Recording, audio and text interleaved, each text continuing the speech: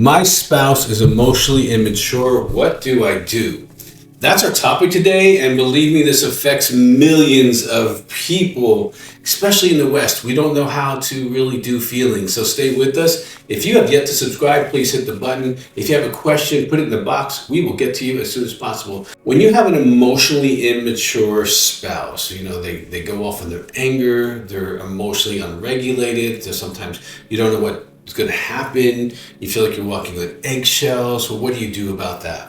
Well, let me give you a few things, and I'm going to give you a tool that can really be helpful. The first thing is investigate addictions. If there is alcohol, drugs, sex, food, porn, work, some kind of addictive behavior, this is going to maintain the emotional immaturity. Once someone has an active addiction, and most active addictions start early adolescence, and that is why they are staying emotionally immature, because when they had a strong feeling, instead of learning what it is, identifying, communicating, and processing it, they medicated it. So they never really learned how to identify, communicate, and process feelings.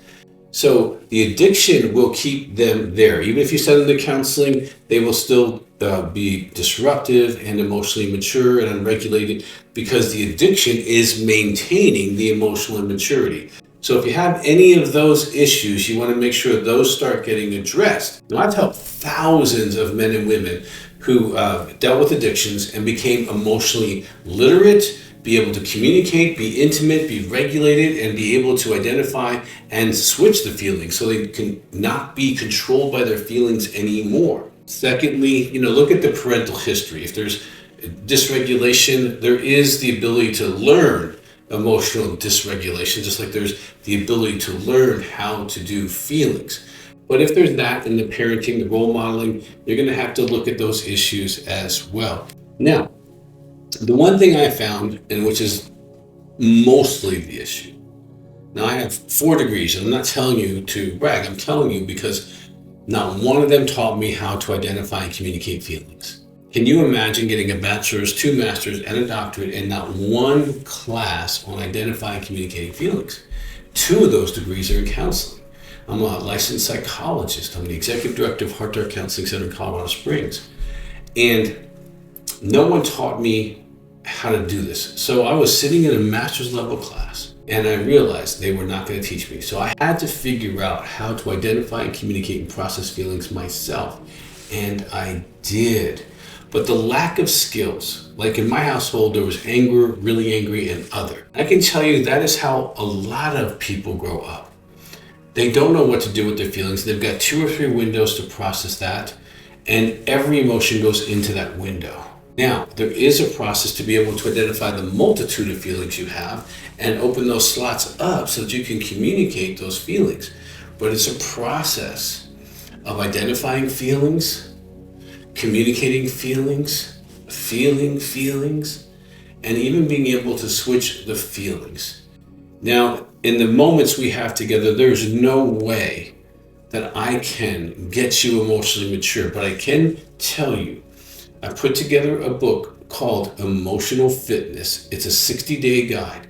And if you will do the work that is in that book, you can learn to identify, communicate, and regulate, and actually switch your feelings so that your feelings no longer control you, but you control them. Now, if you're a spouse, get the book, and then you can do some of this with your spouse, or you can do this tool that I've used for decades for couples. And if you're married, this can be really helpful. Say, why don't we do, what Dr. Weiss calls the 3 Dailies? And this is in the book, Intimacy 100-Day Guide to Lasting Relationships. So if you want to introduce the topic gently, you can get the Intimacy 100-Day Guide to Lasting Relationships book and just read chapter after chapter about, dating and money and all those kind of issues. But then I get into the 3 Dailies. And these have been used to help tens of thousands of people to get better at intimacy in their marriage. And one of the skills is feelings. So there's a feelings exercise. And if you email my office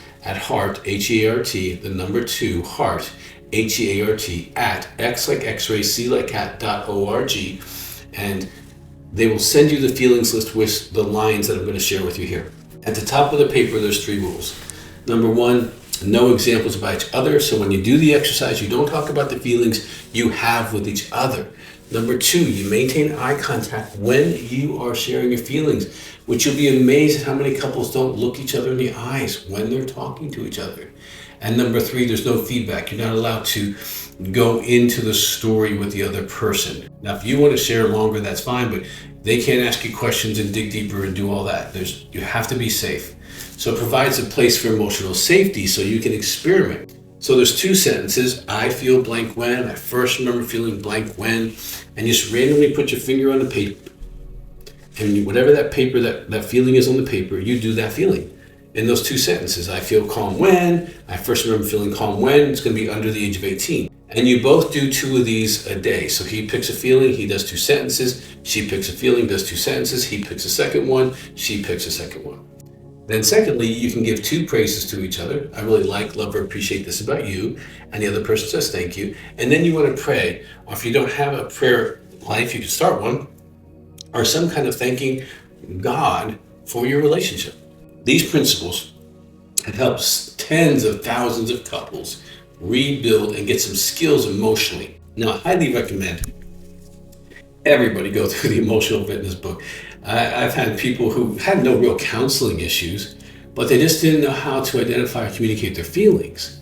And once they learned that, mastered that simple skill, and it takes a little while, they could say, I feel this, I feel this. They could actually feel the feeling in their body and they could switch it. They didn't have to be driven by a feeling any longer. So you can master your feelings. It takes about 60 days.